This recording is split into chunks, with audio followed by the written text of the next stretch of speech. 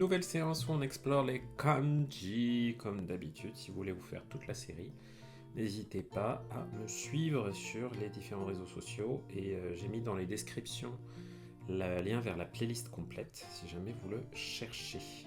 Voilà, voilà. Et comme d'hab, un très très grand merci aux abonnés payants ou avec Amazon Prime sur Twitch qui m'aident beaucoup. Voilà, voilà. Alors, aujourd'hui, on va en voir pas mal des petits kanji. Le premier, c'est vraiment un kanji qui a une forme particulière, je sais pas comment dire. Il est assez unique, quoi. Celui-là, vraiment, je le confonds pas avec autre chose. Même si parfois j'oublie sa prononciation on. Alors, il commence par. Il commence par quoi? La falaise. En haut à gauche, on a la falaise. Il est en deux moitiés verticales, on va dire. Deux parties verticales. La première partie, la verticale sur la gauche, c'est donc la falaise. En dessous, j'ai 10 000. Ok, le man, la fameuse unité qui nous rend la lecture des grands. La musique est trop forte. Ok, je laisse. La. Ouais, qu'est-ce que je disais? Ce 10 000 là, l'unité qui nous rend un peu compliqué la lecture des kanji pour les nombres, parfois, hein, parce que faire des multiples de 10 000, c'est jamais très drôle. Attendez, je vais juste rebaisser encore un peu la musique là, hop, histoire que ça me gêne moins. Voilà, donc on a le 10 000 ici, 10 000. Et sur la droite, on va avoir la force, Chikara, hein, qu'on avait vu dans beaucoup de kanji ces derniers temps. Voilà, c'est ce kanji. Ce kanji-là, il a un sens bien spécifique, assez pas trop abstrait, je trouve, c'est concret, qui est l'encouragement. Encourager quelqu'un.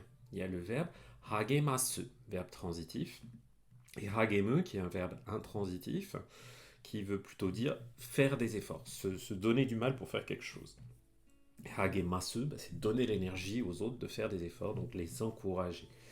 Et sa lecture on, c'est rei, hein, comme dans le mot gekirei, si je ne dis pas de bêtises. Voilà, gekirei, c'est les encouragements intensifs, hein, vous voyez, avec le kanji de hageshi, la violence, l'intensité. Voilà pour cette lecture rei. Alors, moi, ce kanji, l'histoire que je m'étais fait avec, c'était une histoire ultra perso. Mais on va voir si ça vous parle. C'était une fois où quelqu'un que je connaissais très bien était allé faire une course dans la baie de Somme. Il y a une course qui s'appelle la Transbaie, qui est assez difficile parce qu'on court dans le sable, voilà. Et donc j'avais des amis qui étaient allés faire cette course-là. Et donc j'ai imaginé les falaises, hein, parce que c'est la côte normande. Est-ce que c'est la côte normande? Non, la Somme, c'est pas encore la Normandie. Ou bref, me tapez pas dessus. Vous savez que la géographie, c'est pas mon fort. Bref, j'ai imaginé un paysage assez escarpé avec des falaises comme ça.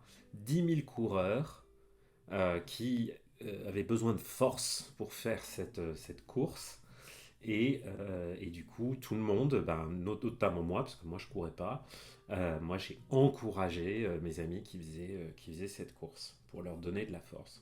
Donc voilà, j'ai ce souvenir de cette course qui est resté en moi. Vous pouvez vous faire d'autres histoires, mais c'est vrai que voilà, caser la falaise et 10 000, c'est pas complètement évident.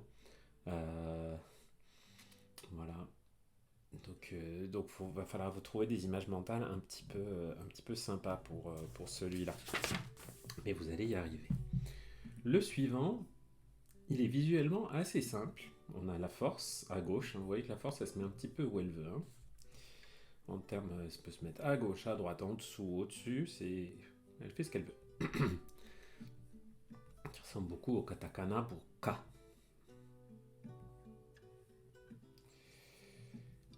Et à droite, j'ai la bouche, hein, ou le katakana ro. Tiens, pourquoi il me l'a pas. Pourquoi il considère que je l'ai pas bien tracé? C'est pas grave. Hein. Voilà.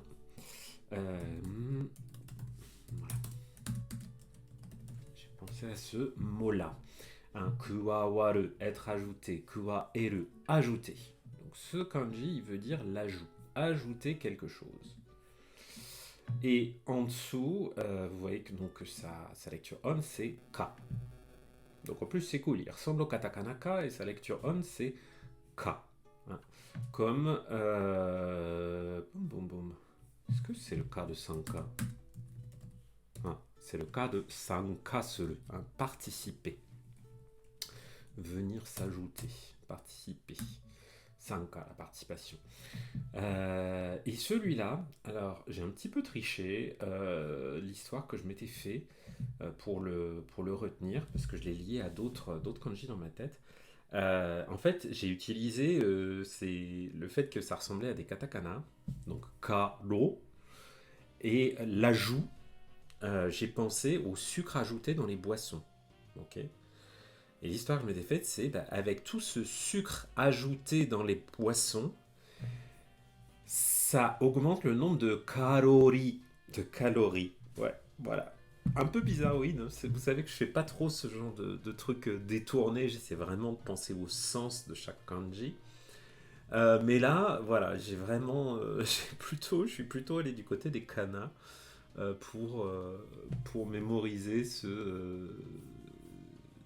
cette petite combo. Donc, bon, voilà, ça vaut ce que ça vaut. Je vous invite pas forcément à prendre le même. Trouvez ce qui vous fait plaisir à vous. Et voilà. Et donc voilà.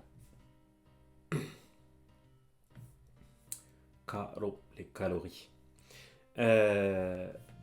Ensuite, le suivant. On va retrouver nos calories en haut, notre ajout en haut. Et en dessous, on a le coquillage, qui souvent symbolise l'argent, les sujets financiers. Voilà, voilà. Cette fois-ci, il me l'a bien reconnu. Ok. Alors, cette lecture, la lecture de ce kanji, elle est simple, c'est ga. Au niveau du sens, c'est peut-être un petit peu plus compliqué. Hein. C'est les félicitations, mais pas dans le sens de féliciter quelqu'un, le complimenter. C'est pas le verbe, vous voyez, il n'y a pas de lecture avec le verbe romeru, qui veut dire féliciter quelqu'un, le complimenter.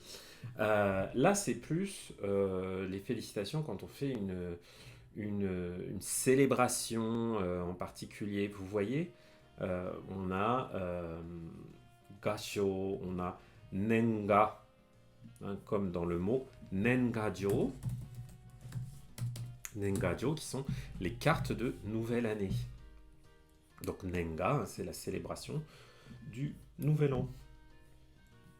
Et on a ce mot Shuga, qui est un mot intéressant parce que, si je dis pas de bêtises, donc ouais, c'est la célébration, mais pour moi, en fait, c'est vachement lié à ce kanji, en fait. Comme dans ce kanji, on y a le coquillage, je pense souvent au fait qu'on doit, lors des fêtes, on doit passer à la caisse. Hein. Particulièrement au Japon.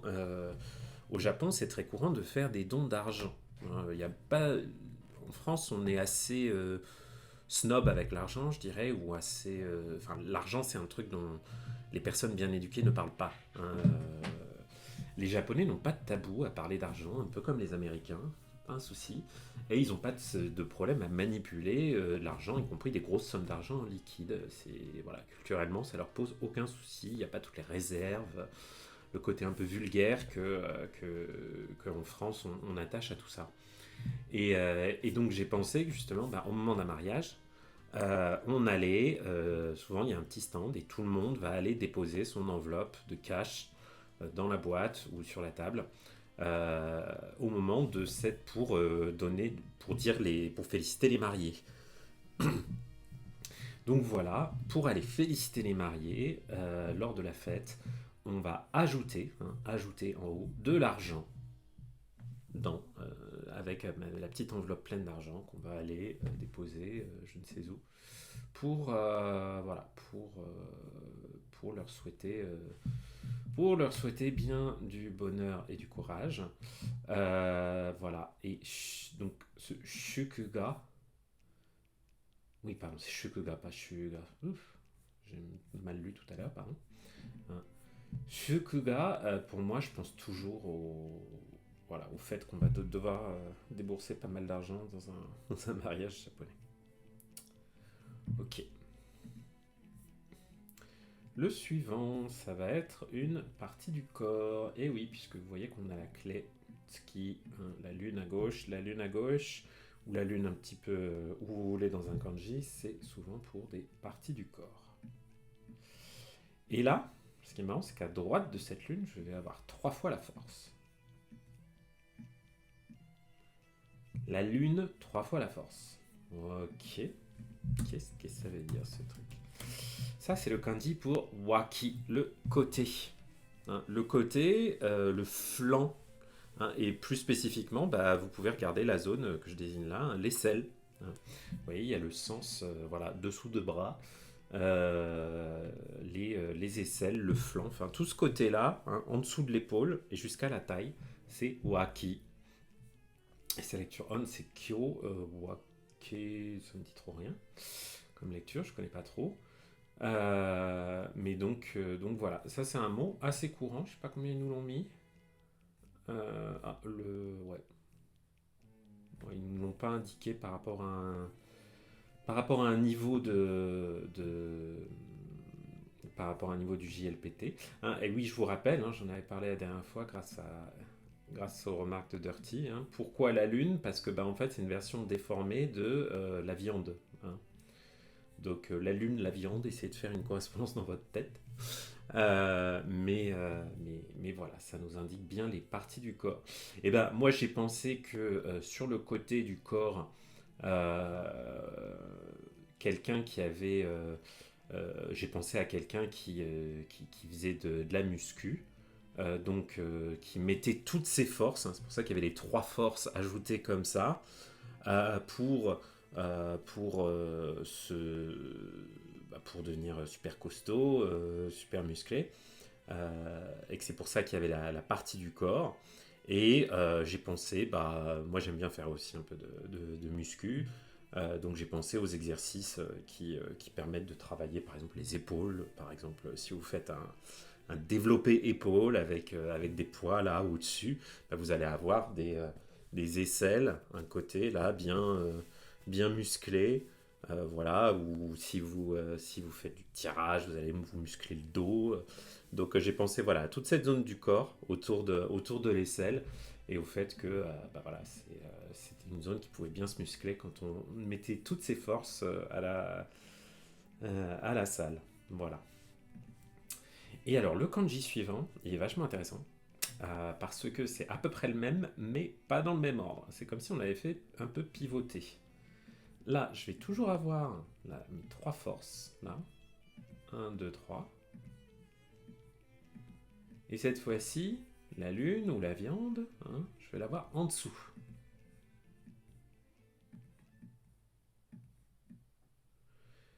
Yes. Et là, ça marche bien, il me l'a bien reconnu. Le sens de ce kanji, c'est la menace, la coercition. Hein. On a plusieurs verbes qui tous se voient pas mal dans les bouquins et tout. Donc, obiakasu. Vous voyez que ça c'est transitif, hein, les verbes qui terminent en se, hein, souvent c'est transitif. Qui veut dire intimider. Odokasu. Hein, aussi, moi je les confonds tout le temps odokasu et obiakasu, déjà parce qu'ils se ressemblent pas mal. Et vous voyez que si vous n'avez pas la lecture du kanji, les deux ont les mêmes okurigana. Hein, c'est kasu après ce kanji là. Donc en fonction du contexte, est-ce que c'est obiakasu, est-ce que c'est odokasu, c'est pas évident à savoir. Et odosu qui veut dire à peu près la même chose aussi. Lecture on kyo, toujours, hein, pareil que le précédent. Donc comment on va les distinguer les deux, hein? Euh, moi, j'ai imaginé mon personnage là, avec ses aisselles musclées euh, de la salle, qui devenait vraiment ultra costaud.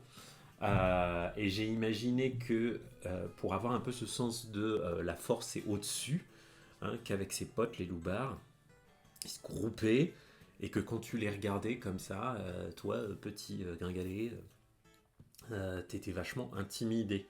Donc c'est comme ça que j'ai mis leur force ajoutée vers le haut. J'ai retenu dans ma tête le fait que cette verticalité de kanji, elle me faisait penser à, elle me faisait penser voilà, à ce caractère intimidant. Ah, par rapport à ta remarque, Dirty, euh, les, par rapport à qu'est-ce qui est dans le JLPT ou qui l'est pas, il faut voir que le JLPT ne fournit plus, hein, depuis pas mal d'années, de liste officielle, donc de kanji à savoir ou pas à savoir. Donc, en fait, les niveaux qui sont indiqués, c'est hérité de vieux référentiels qui n'ont pas été mis à jour. Donc, ça reste pertinent parce que ça donne une petite indication. Mais si un kanji n'est pas listé pour le JLPT, ça ne veut pas dire qu'il ne faut pas le savoir, hein. Surtout si c'est un Joyo kanji. À la rigueur, si c'est un Jinmeiyo kanji, c'est un petit peu moins important. Mais voilà, si c'est un Joyo kanji, apprenez-le, ça vous sera toujours utile. Et les poids peuvent lui tomber sur la tête. Ah bah oui, tu peux imaginer que ton haltérophile, là, il pousse les poids en haut et que comment on appelle ça, la fonte menace de lui tomber sur la tête. C'est intéressant aussi, ouais. En tout cas, voilà, si vous arrivez un petit peu à donner de la verticalité à ce kanji-là, ça va vous aider à ne pas le confondre avec l'autre. Le suivant, c'est un kanji que j'aime beaucoup. C'est probablement l'un des premiers kanji où je me suis fait une histoire mnémotechnique bien longtemps avant de connaître la méthode Haisig. Là, on a la croix, hein, le plus. On dirait vraiment un symbole religieux, la façon dont je l'ai dessiné. Et à droite, j'ai la force x3, les trois forces. Et alors là, l'histoire de ce kanji s'écrit toute seule. Donc il a encore une prononciation on qui est kyo, hein, donc ça nous aide pas beaucoup pour le distinguer. Les prononciations on, vous le savez, elles sont pas, comment dire, elles sont souvent, enfin il n'y en a pas une gamme incroyable, quoi. On va souvent avoir les mêmes sons. Vous l'avez vu tout à l'heure avec menacé, hein, on avait odokasu, obiakasu, et on avait kyo. Voilà, c'est pareil, on a kyo. Et ce kanji veut dire la coopération. Bah, la coopération, c'est quoi? C'est l'union fait la force. C'est l'ajout, le plus là, des forces. Quand une force s'ajoute à une autre force et s'ajoute à une autre force, c'est ça la coopération. C'est quand on travaille ensemble pour aller dans le même sens. Voilà. Et il sert à faire notamment le mot kyoryoku, ça m'embête qu'il ne soit pas indiqué. Kyoryoku, si vous rajoutez encore la force après, hein, ça veut dire la coopération, la collaboration. Donc voilà, l'ajout des forces. J'en avais parlé dans un entretien d'embauche de ce kanji il y a très longtemps, pour un job que j'avais pas eu. Heureusement que je l'avais pas eu ce job d'ailleurs. Voilà. On va un peu mettre de côté la force. Ouf, on est fatigué avec toute cette force. Puisque là maintenant on va voir un autre composant et un kanji que vous connaissez sans doute déjà, mais qu'on ne voit effectivement que maintenant en position 938. Donc le composant, là, vous voyez à gauche, c'est un trait oblique, un deuxième trait oblique et un trait vertical. C'est un trait oblique et en dessous, j'ai Ninben, hein, la clé pour la personne, hein, une personne seule à gauche. Et à droite, j'ai quelque chose qui ressemble un peu au symbole des bureaux de poste au Japon. Hein, et ce kanji, vous le connaissez, hein, puisque c'est iku, aller. Mais c'est aussi un autre verbe très important, okonau, qui veut dire mener, conduire une action. Hein, c'est pas mener des gens, c'est mener un effort, c'est tenir un festival de musique, par exemple. Ça, on peut dire okona, souvent à la voix passive, okona wareru. On entend beaucoup à la voix passive ce verbe.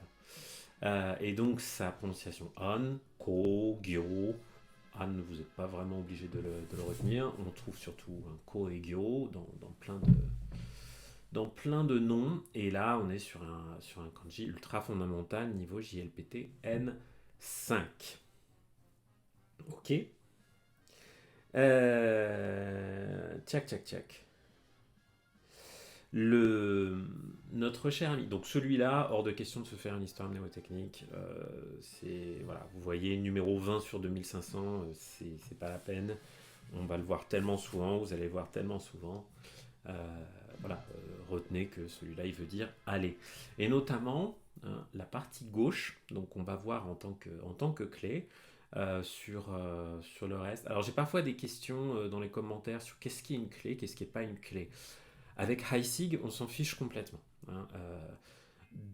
Enfin, ceux qui travaillent vraiment les kanji, comment dire, les japonais qui sont des experts en kanji, et même les écoliers japonais, quand ils apprennent les kanji, il y a des listes de clés officielles, voilà, et tout.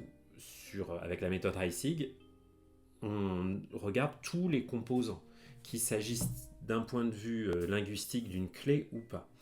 Donc vous prenez pas trop la tête avec cette notion de clé. C'est pas très grave. Tant que vous arrivez à bien voir les composants, ça va. Mais voilà, il y a certains profs de japonais qui vont vous dire ah mais ça c'est une clé, ça c'est pas une clé et tout. En vrai, on s'en fiche un petit peu. Hein. Donc voilà. Là où ça peut vous embêter, c'est si effectivement vous cherchez un composant visuel. Si vous faites une recherche sur un site comme Digishow et que vous cherchez un composant visuel qui n'est pas listé là-dedans. Ça correspond plus effectivement aux clés officielles. Mais en vrai, c'est pas très grave. Tant que vous arrivez à décomposer les éléments avec des traits, vous allez vous en sortir. Donc vous prenez pas trop la tête, ne cherchez pas à devenir forcément des universitaires, des érudits absolus. Enfin, si c'est votre kiff, bien sûr, allez-y à fond. Mais on va pas se flageller à chaque fois en me disant ah, là, par rapport à tel ou tel manuel de grammaire ou de linguistique, j'étais pas correct.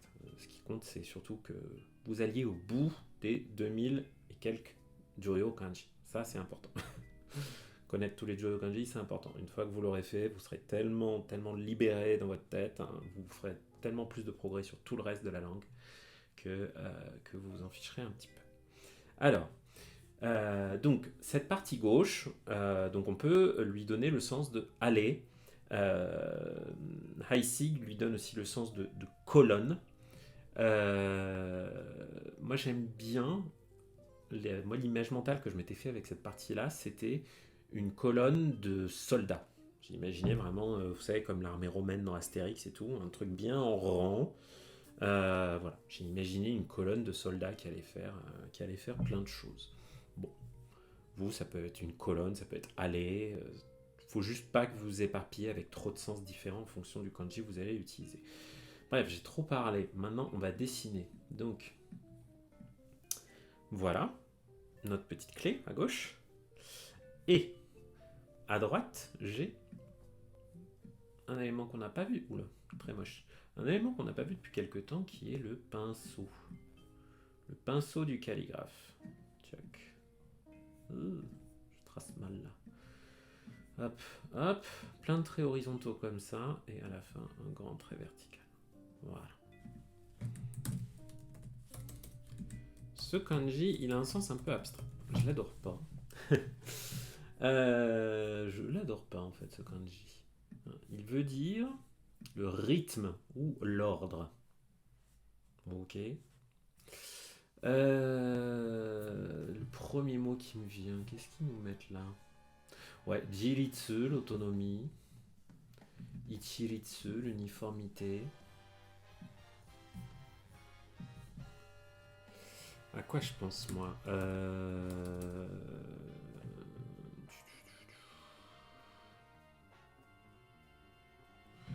Kouritsu. Ah non, c'est pas celui-là, je suis bête. Je me suis trompé avec Litsu.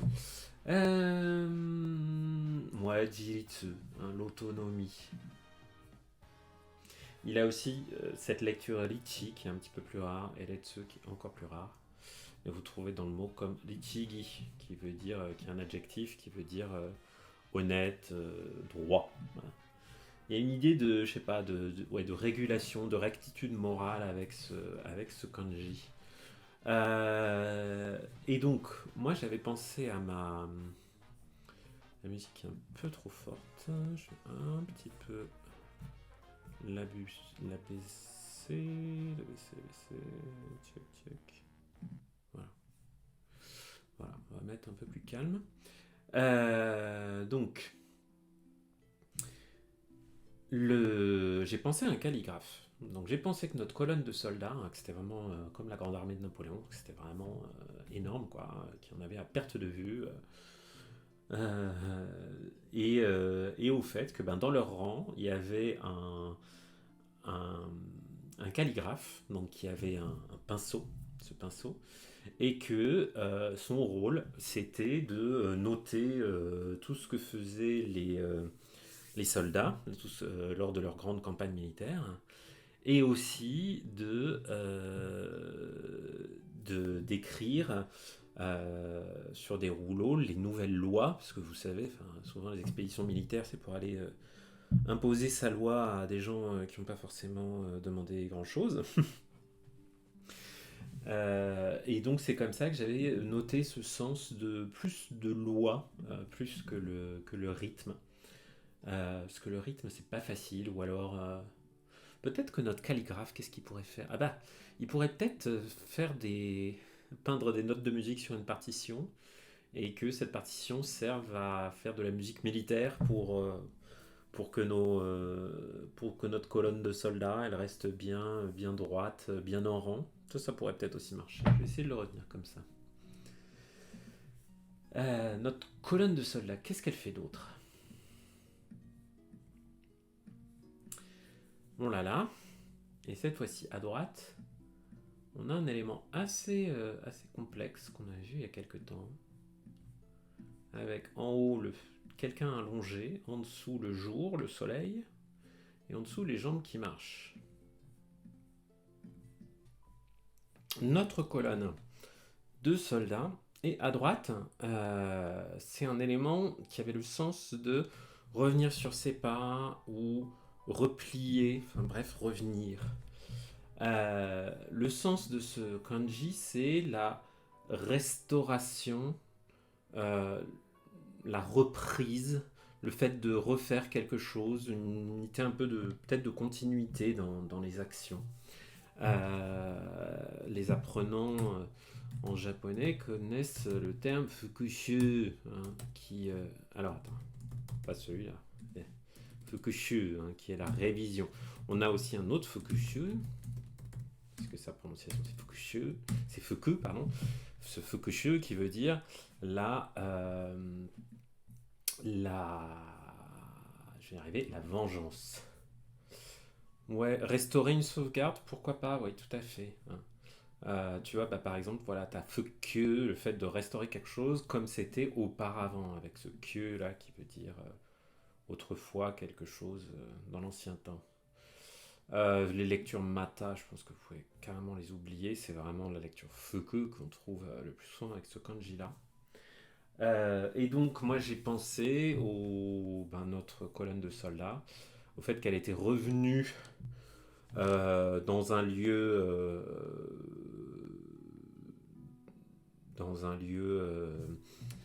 où elle était déjà allée ou pas forcément, non d'ailleurs, pas un lieu où elle était déjà allée, mais qu'elle était revenue dans un territoire ou un pays pour restaurer l'ancien monarque ou l'ancien chef qui avait été destitué lors d'un coup d'État. Bref, je m'étais fait l'histoire assez compliquée, mais parce que c'est un kanji un peu compliqué, je trouve, un peu abstrait, avec ce composant à droite là qui est pas facile à mémoriser, je trouve. Le suivant, il est pas mal, même s'il est un peu difficile visuellement aussi. Donc on a toujours notre colonne, à gauche, notre colonne de soldats qui s'en va dans son expédition. Et à droite, je vais avoir le jour. Et ouf, c'est moche ce que je fais là. Tchac, le jour. Avec un trait en dessous. Hein, et ça veut dire le lever du soleil, si vous vous souvenez, avec le trait sur l'horizon et le soleil qui se lève. Et en dessous, j'ai la colle. Hein, la colle qu'on avait là. Lever du soleil, la colle et ma colonne de soldats. Eh bien, qu'est-ce que ça va me donner tout ça?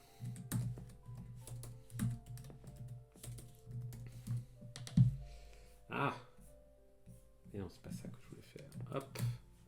Voilà, pour tomber directement sur la page kanji, vous mettez dièse kanji sur Jisho et c'est bon. On a le verbe eru qui veut dire obtenir. Ça veut dire à peu près la même chose. C'est le eru de l'expression arienai. Arienai, c'est invraisemblable, c'est impossible. C'est ce verbe eru qui veut donc dire voilà obtenir, mettre à profit quelque chose pour en obtenir les bénéfices si vous voulez. On a aussi toku, hein, on peut dire d'ailleurs tokusuru si je dis pas de bêtises. Hein, tokusuru qui veut dire là aussi profiter de quelque chose. Donc l'idée de ce kanji c'est l'obtention d'un avantage, le gain. Hein, le mot-clé c'est le gain. On est sur... oh tiens, ouais. C'est le toku de tokui. Hein, je suis fort. Si vous voulez dire avec un niveau de certitude, disons que moi je suis très fort en, je sais pas, en chinois, hein, vous pouvez dire Chugokugo ga tokui desu. Mais attention, quand vous dites tokui, c'est encore plus fort que jozu desu. Hein, c'est mon point fort et je suis fier de ça. C'est ma spécialité. C'est voilà quoi. Il y a pas presque, il n'y a pas meilleur que moi.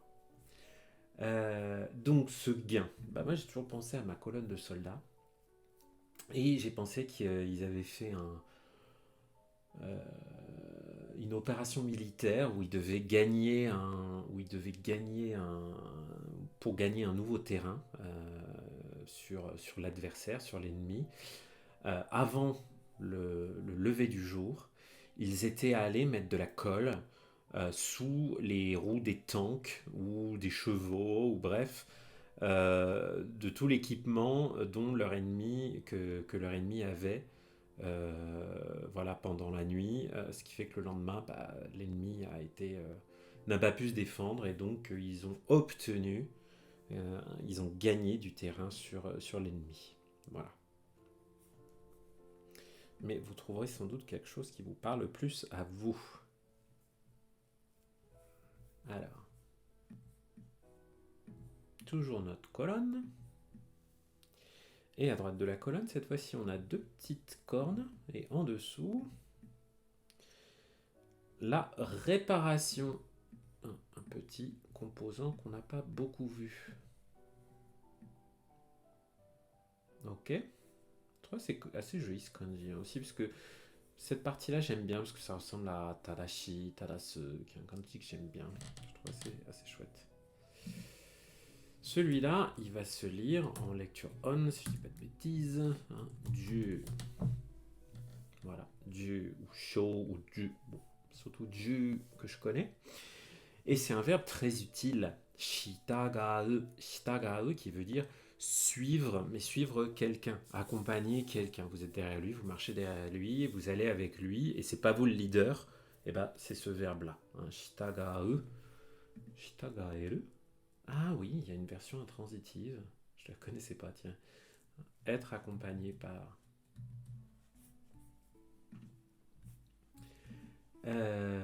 Voilà, voilà. Il y a une idée un peu de soumission, je trouve, avec ce kanji. Hein. Vraiment, c'est un suiveur, quoi. D'une, par exemple, hein, l'adjectif d'une qui veut dire qu'on est bien obéissant. Hein. Bien obéissant. Donc, Et ben notre colonne de soldats, elle se déplace toujours dans ses conquêtes avec,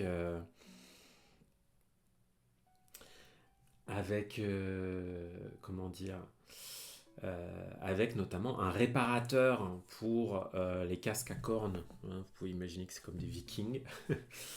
Un réparateur de casques à cornes. Et que le réparateur de casques à cornes les accompagne partout où ils vont. Voilà, imaginez ça pour avoir à peu près tous les éléments.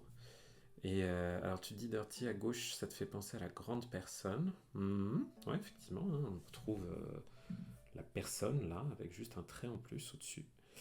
Et, euh, et à droite, le kanji de courir. Ouais, un petit peu, effectivement. Hein, ils se ressemblent. Hein. Ah, il n'y a juste pas effectivement la partie haute. Donc, en tout cas, voilà, tu peux essayer de courir pour accompagner le mouvement de la colonne de la Légion romaine, mais attention, ils font un long voyage. Ah ben oui. D'ailleurs, là tu vas voir, très bonne remarque Dirty, puisque en fait, je pense que tu confonds peut-être un tout petit peu, ou en tout cas ça te fait penser au kanji suivant, qui lui a exactement courir à droite. J'ai pas tilté avant de le revoir. Là, cette fois-ci, on a courir. Ok. Et ça, ce kanji-là, c'est le taux de seito. Même s'il ne me l'a pas reconnu. Bon, c'est pas grave. Voilà, vous voyez, seito. Et c'est ce kanji-là que je voulais. Hop. Voilà. Donc là, ma colonne de soldats, elle court, elle va à pied. Puisque à pied, hein, c'est l'un des sens de ce kanji. Le mot-clé qu'a mis ici, c'est plutôt junior. C'est Itazura. Bizarre ça, je savais pas. Moi, je vous avoue, à part dans. Alors, ouais, il y a le mot toho, hein, pour dire. Non, pas celui-là. Toho, pardon. Voilà, toho, qui veut dire aller à pied, hein, marcher à pied. Donc, on trouve ce kanji là, to. Seito, hein, qui sont les élèves. Les élèves. Donc voilà, ben, si on veut mettre un peu les deux sens, on peut imaginer, remarque avec ton idée de petits enfants hein, et de course, Dirty, on peut se faire des images sympas. Euh, Là, on peut imaginer que les plus jeunes soldats de la colonne, bah, ils courent à côté. Hein, donc on peut avoir un peu, ils courent à pied et on peut avoir l'idée que bah, c'est les plus jeunes qui sont juniors et comme les élèves Seito et qui courent à pied. Tu vois, on peut essayer de mettre ça un peu ensemble. Le suivant, hein, là, ceux qu'on a vu pour l'instant avec la clé de la colonne là à gauche, ils sont un peu coton. Mais celui qu'on va voir là, il l'est pas du tout, puisque ça c'est un kanji de base encore probablement N5 ou au pire N4. Cette fois-ci, à droite de la colonne, j'ai le temple Otera. Otera, le temple bouddhiste. Et ce kanji, il veut évidemment dire attendre. Évidemment, j'arrive pas à taper. Attendre, le verbe matsu, omachi kudasai. Chotto matte kudasai, le verbe matsu. Coucou Géraldine. Et cette lecture taille, on la trouve beaucoup. À quoi je pense par exemple Shoutai, hein, l'invitation.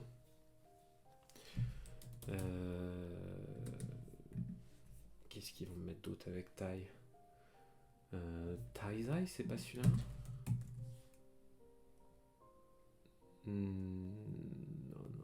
non, c'est pas celui-là, effectivement. Bon, c'est pas grave. Donc, bah, moi j'ai pensé que ma colonne, bon celui-là c'est un kanji voilà, qu'on retient assez vite parce qu'il est vraiment super fréquent.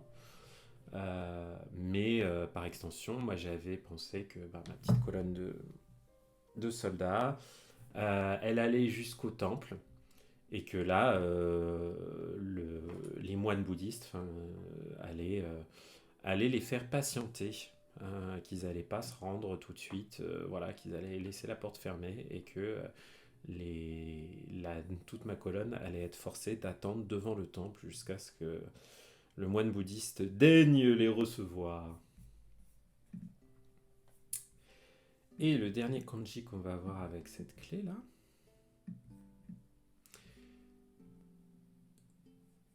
donc notre colonne, et à droite, est-ce que je l'ai bien fait? Non, je l'ai fait dans le mauvais sens, pardon. À droite, j'ai le maître, the Lord. Nushi, le maître. Le sens de ce kanji, c'est le voyage. Attention, c'est un faux ami. Journey, en anglais, c'est pas une journée, c'est un voyage. C'est un voyage. Vous voyez, travel. On peut utiliser pour faire iku, mais pas trop. On va surtout avoir cette lecture o, qu'on va trouver dans Raio, par exemple.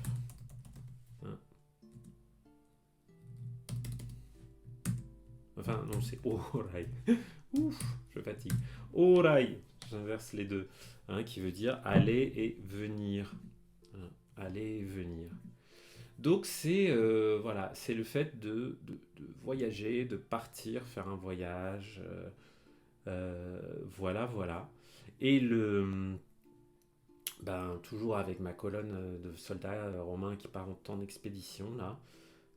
J'ai imaginé qu'il y avait simplement une espèce de gros centurion, le maître là, qui leur disait voilà, qu'il les stimulait pour les pousser à faire ce long voyage lors de leur campagne militaire.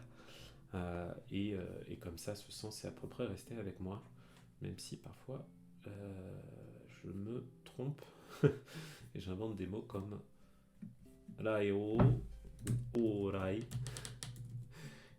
Orai qui existe, mais Raio qui n'existe pas. Voilà, voilà. Et ça va être tout pour aujourd'hui.